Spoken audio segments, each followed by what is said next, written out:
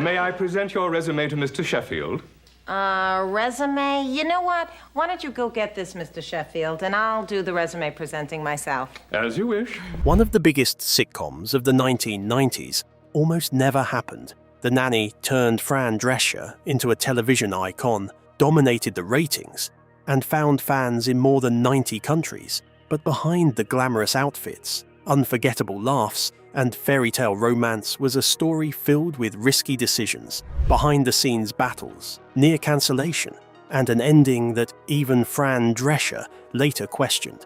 And believe it or not, one decision that was supposed to save the series may have changed everything.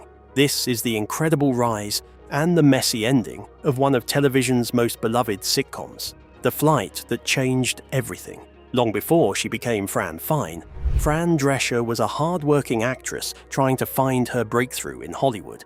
She had appeared in films like Saturday Night Fever, American Hot Wax, and This Is Spinal Tap. But despite her talent, producers rarely considered her for leading roles. The biggest obstacle was the way she spoke. At the time, Hollywood executives believed leading actresses needed to sound polished and conventional. Fran Drescher was told repeatedly that her unmistakable Queen's accent would limit her career and prevent audiences from taking her seriously. While she briefly considered changing the way she spoke, she quickly realized that doing so meant giving up the very personality that made her memorable. Rather than trying to fit Hollywood's expectations, she chose to embrace what made her different, a decision that would eventually become the foundation of one of television's most iconic sitcom characters. Casting directors frequently encouraged her to take elocution lessons and develop a more conventional speaking voice. She even tried, but the polished delivery didn't feel natural. Rather than becoming someone else, she chose to embrace the personality that made her unique. A short-lived CBS sitcom called Princesses would unexpectedly change everything. Although the series was cancelled quickly, it introduced Drescher to costume designer Brenda Cooper, who would later help define Fran Fine's iconic fashion style. It also led to a friendship with British model and actress Twiggy, who invited Drescher to visit London. That trip became the turning point. During the flight, Drescher noticed CBS President Jeff Sagansky on board. Instead of letting the opportunity pass, she introduced herself and boldly asked for a development meeting. By the end of the 9.5-hour flight, she had secured one. There was just one problem. She didn't actually have a television idea. While visiting Twiggy's family in London, Drescher spent an afternoon with Twiggy's young daughter. After the girl complained that her new shoes hurt, Drescher jokingly suggested stepping on the backs of them to make them more comfortable. It wasn't exactly responsible advice, but it perfectly reflected her own humorous personality. In that moment, inspiration struck. She imagined a nanny who wasn't a perfect Mary Poppins figure, but someone outspoken, unconventional, and completely honest. Excited by the concept, she immediately called her husband and writing partner Peter Mark Jacobson. Together, they developed the idea into a sitcom and pitched it to CBS. The network loved it, but another obstacle quickly appeared. Major sponsor Procter & Gamble wanted the lead character changed from Jewish to Italian-American, believing the original concept might not appeal to a broad audience. Drescher firmly disagreed. She insisted the character should reflect her own upbringing in Queens, even naming several family members after her real relatives. CBS ultimately supported her vision. To make the cultural differences more universal, the writers paired Fran with a sophisticated British employer instead of changing her identity. That decision created the charming culture clash that became one of the show's defining strengths. Without Drescher's determination, The Nanny could have become a completely different series, or never existed at all. Landing a network deal was only the beginning. Creating a hit sitcom required much more than a great idea. It needed a cast audiences would instantly fall in love with, but one important character almost didn't survive the early stages of production, and that single decision could have changed The Nanny forever. Building a sitcom that almost didn't happen. With CBS behind the project, the next challenge was assembling the perfect cast. Fortunately, several key roles came together surprisingly quickly. Charles Shaughnessy was cast as Maxwell Sheffield, the wealthy British Broadway producer. Already well known for Days of Our Lives, he didn't even have to audition. CBS wanted him for the role, and he accepted. Daniel Davis landed the role of Niles, the Sheffield family's witty butler. Ironically, although Davis was born in Arkansas, his British accent was so convincing that some viewers in the United Kingdom assumed he was English. In fact, a few even joked that Shaughnessy, who actually is British, should take accent lessons from him. Lauren Lane was cast as C.C. Babcock, Maxwell's sharp-tongued business partner. However, after the pilot was completed, CBS executives considered removing her character entirely. Fran Drescher strongly opposed the idea. Instead of writing CC out, the writers developed the hilarious rivalry between Niles and CC, a running joke that became one of the show's funniest and most beloved storylines. The rest of the cast quickly fell into place. Nicole Tom played Maggie, Benjamin Salisbury became Brighton, and Madeline Zima was cast as Grace. Veteran performers Renee Taylor and Anne Morgan Gilbert brought Fran's unforgettable mother, Sylvia, and grandmother, Yetta, to life, while Rachel Chagall completed the fine family as Fran's loyal best friend, Val. When The Nanny premiered on November 3, 1993, audiences were introduced to Fran Fine, a cosmetics salesperson who unexpectedly landed a job caring for the 3 Sheffield children after being mistaken for a nanny. It was the perfect setup for comedy. Fran's loud Queen's personality constantly clashed with the sophisticated British household, while Niles and CC's sarcastic exchanges quickly became fan favourites. The chemistry among the cast was undeniable. Looking back, one of the biggest strengths of The Nanny wasn't just Fran Drescher herself, it was how perfectly every supporting actor complemented her performance. Each character served a distinct purpose, from Niles's dry wit to CC's relentless ambition, creating a balance that made every episode feel effortless. Those relationships gave the sitcom a personality that viewers connected with almost immediately, even when the ratings didn't reflect it. Unfortunately, strong chemistry wasn't enough to guarantee success. The show's first season got off to a rocky start, ratings were disappointing, and several critics dismissed the series as predictable. Others focused on Fran Drescher's distinctive voice, believing it would prevent the sitcom from finding a broad audience. As if those challenges weren't enough, production soon faced a much more serious problem behind the scenes, one that threatened both the cast's safety and the future of the show itself. That crisis would unexpectedly change not only The Nanny, but also the way many sitcoms were filmed for years to come. But what exactly happened behind the scenes? And how did it save the show? The rise of a television phenomenon. Just as The Nanny was trying to find its audience, an unexpected challenge nearly derailed the entire production. Years earlier, Fran Drescher had survived a traumatic home invasion, an experience that stayed with her long after it happened. During the show's first season, those painful memories resurfaced when a stalker repeatedly attempted to enter the studio during live tapings. Since The Nanny was filmed before a live audience, closing the set wasn't an easy option. The producers wanted to preserve the energy that made the sitcom feel so lively. Instead, they came up with an innovative solution. Rather than admitting members of the general public, the production began filling the audience with carefully screened background performers. Casting directors even looked for people with loud, natural laughs to maintain the atmosphere of a live comedy. What began as a security measure ended up improving the show's energy. Other sitcoms soon adopted similar audience policies, making The Nanny an unexpected influence on television production. Unfortunately, the improved atmosphere didn't immediately translate into ratings. The first season finished near the bottom of the Nielsen rankings, and cancellation seemed almost inevitable. Once again, CBS President Jeff Sagansky, the same executive Fran Drescher had approached on that unforgettable flight years earlier, stepped in to save the series. Believing in its potential, he convinced the network to give the show another season. That decision changed everything. CBS moved The Nanny to Monday nights alongside stronger comedies, exposing it to a much larger audience. Suddenly, viewers began discovering what made the show so special. The witty exchanges between Niles and CC became comedy highlights. The slow-burning romance between Fran and Maxwell kept audiences coming back each week. Even the Sheffield children began receiving richer storylines, making the family feel more believable and relatable. The ratings reflected that momentum.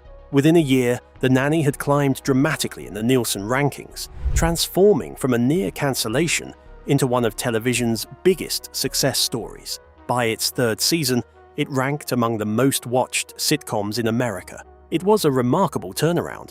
Only a year earlier, cancellation had seemed almost certain.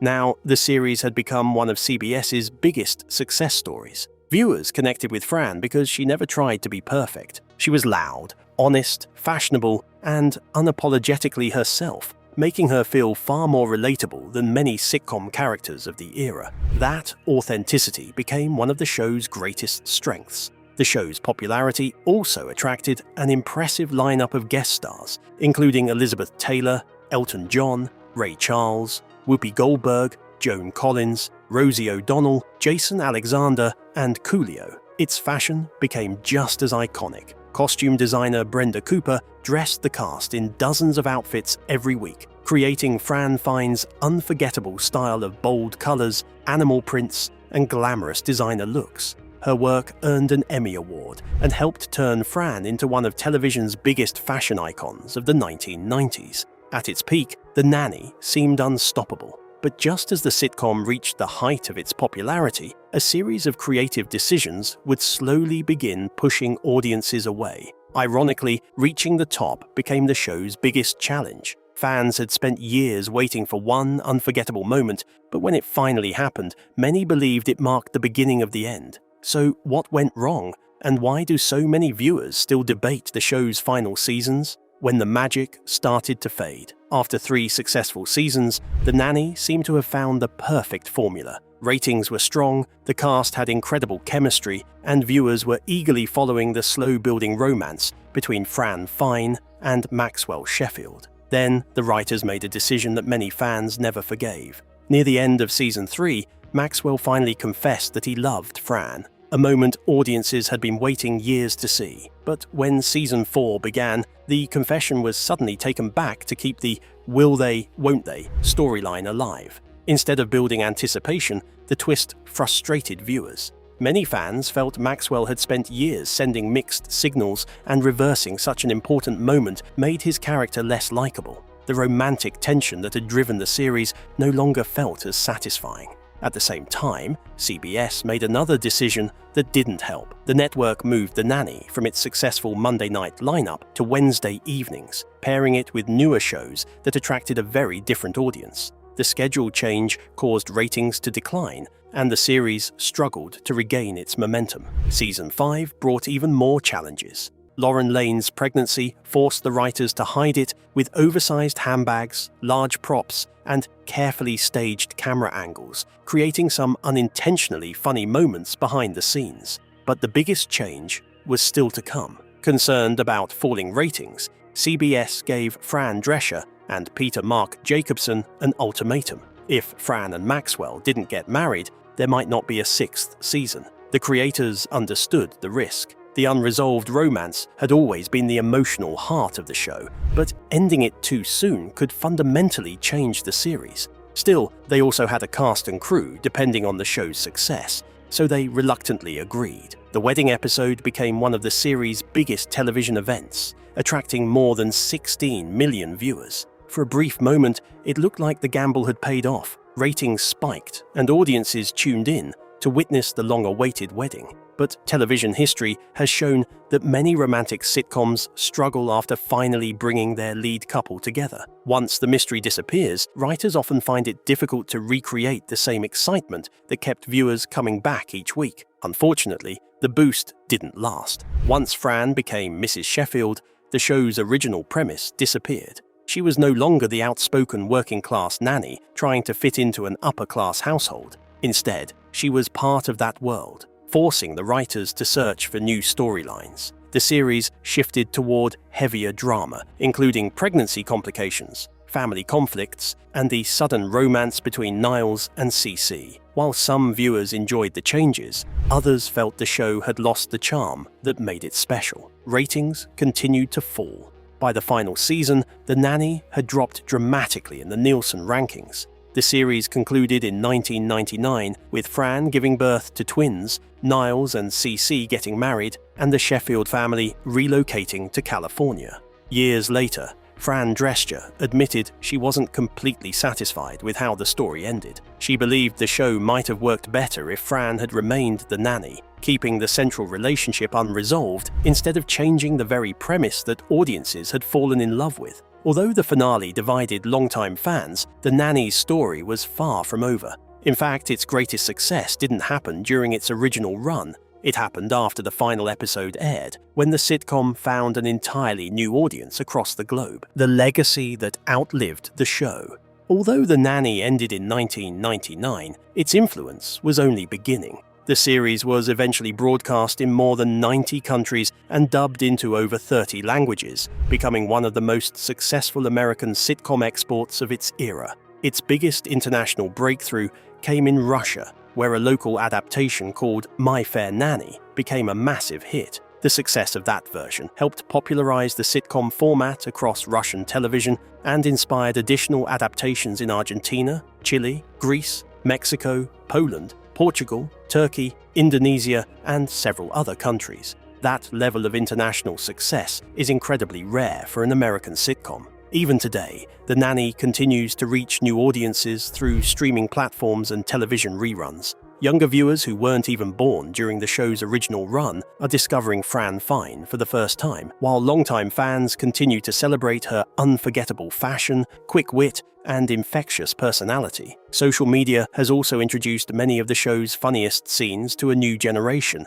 proving that great comedy can remain timeless regardless of when it was created. While humor often depends on language and culture, The Nanny proved that memorable characters and heartfelt storytelling could resonate almost anywhere. Fran Fine became a recognizable television personality across multiple generations, helping the series remain relevant long after its original run ended. The cast also found success in different ways after the series ended. Charles Shaughnessy continued acting on television, while Daniel Davis returned to Broadway and later reprised his memorable role as Professor Moriarty in Star Trek: Picard. Madeline Zima built a successful television career. Nicole Tom became a familiar voice in DC animated productions, and Lauren Lane stepped away from Hollywood to teach theater at Texas State University. Benjamin Salisbury took perhaps the most surprising path. After leaving acting, he joined Universal Studios Hollywood, eventually working his way into senior management at the theme park.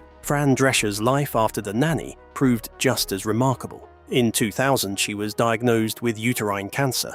After recovering, she founded the Cancer Schmancer movement to promote early detection and women's health awareness. She later became a best-selling author, served as a US public diplomacy envoy for women's health, and in 2021 was elected president of SAG-AFTRA. During the historic 2023 actors' strike, she became one of Hollywood's most recognizable labor leaders, helping negotiate new protections for performers in the age of artificial intelligence. Her personal life also took an unexpected turn. Fran and Peter Mark Jacobson divorced in 1999 after Jacobson came out as gay. Rather than growing apart, they remained close friends and creative partners, later creating Happily Divorced, a sitcom inspired by their own experiences. Looking back, it's easy to see why The Nanny continues to resonate with audiences decades later.